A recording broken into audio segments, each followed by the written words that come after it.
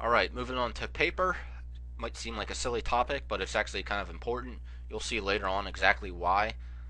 We have the regular paper, your typical 8.5 by 11 white paper, yellow line paper, colored paper, cardstock, which is the heavier paper. I think it's about 110 pound. It's thicker and more rigid, and then just different sizes of paper.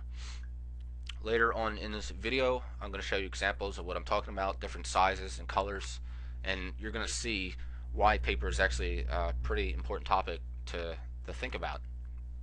Handwritten fonts. I oftentimes use a font that looks like handwriting. Some might say that that's stupid because people know the difference and it's not effective.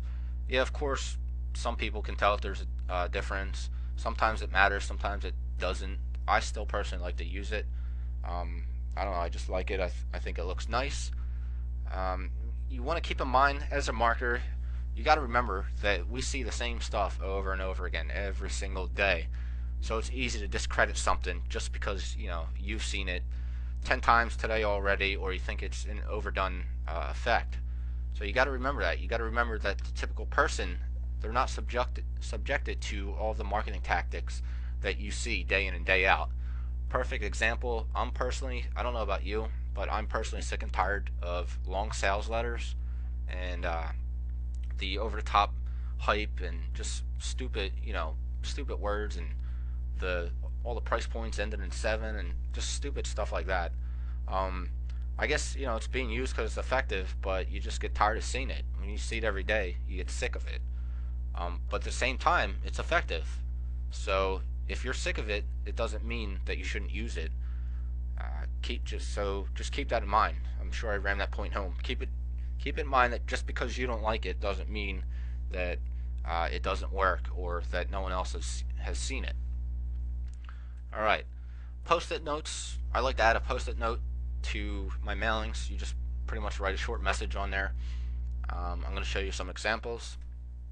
Testimonials. I'm sure, as you know, as a marketer, they're very effective because they build credibility, social proof, and just basically the point gets across when a third party says something. If you were to say something, it'd be considered bragging, but if someone else says it, then it's considered, social proof. It just holds more weight because someone else is saying it, and you're not saying it about yourself. So I'm going to show you a great way to use testimonials later on in this video. And no, I've absolutely no intention of talking about the FTC laws. This is as much as I'm going to talk about them right here, because speaking of things you're tired of seeing every day, I'm tired of talking about the new FTC testimonial law coming into effect. So moving on. Mailing list real quick. 2 ways to get a mailing list. You can either buy one or make your own. Here's the pros and cons of both. If you buy a list, it's going to save you time, but it's going to cost you money. And by the way, most companies have a minimum purchase requirement. I'm sure 100% of companies have that. I don't have proof to back that up, but most do. If you make your own list, you're going to save money, but it's going to take up your time. So it's a trade-off of time versus money, like everything else in life.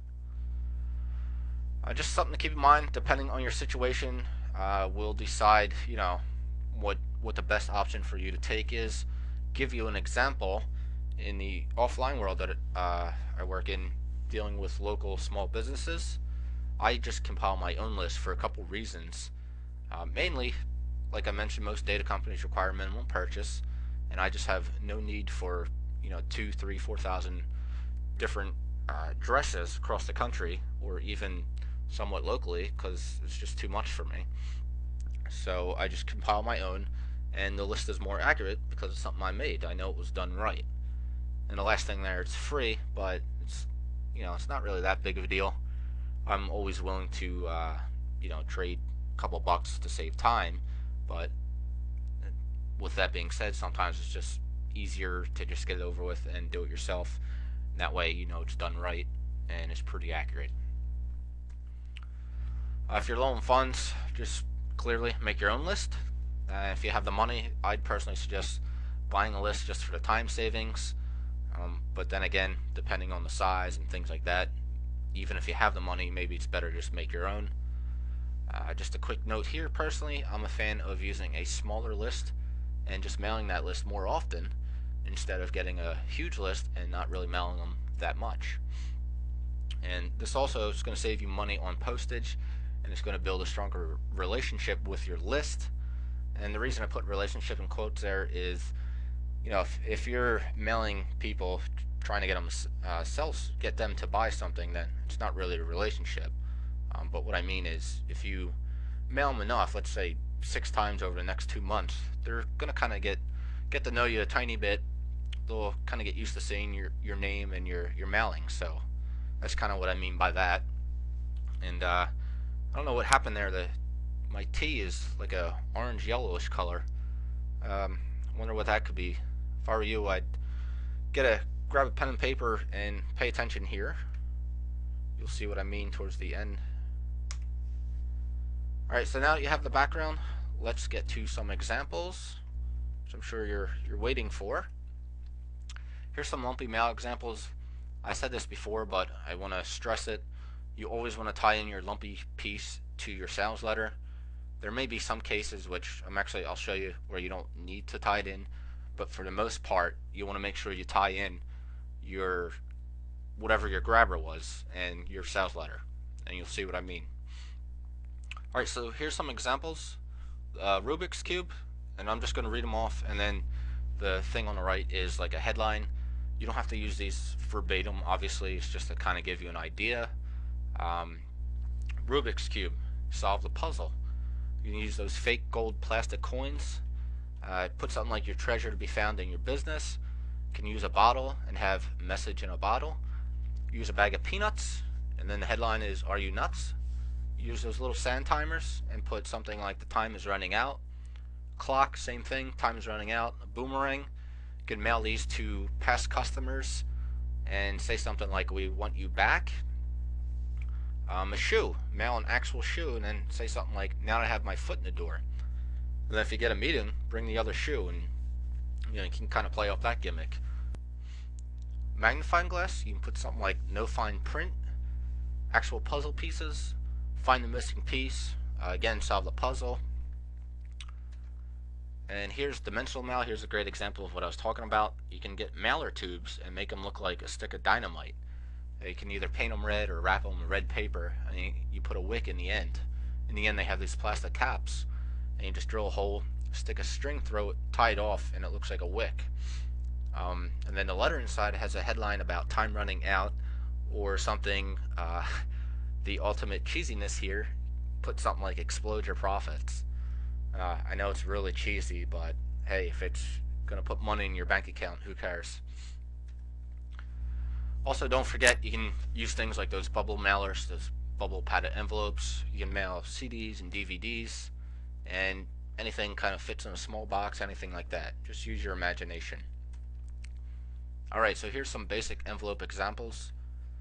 The next couple here, these are actually my publisher files that I just put into the slides here. That's why they kind of look like the way they do.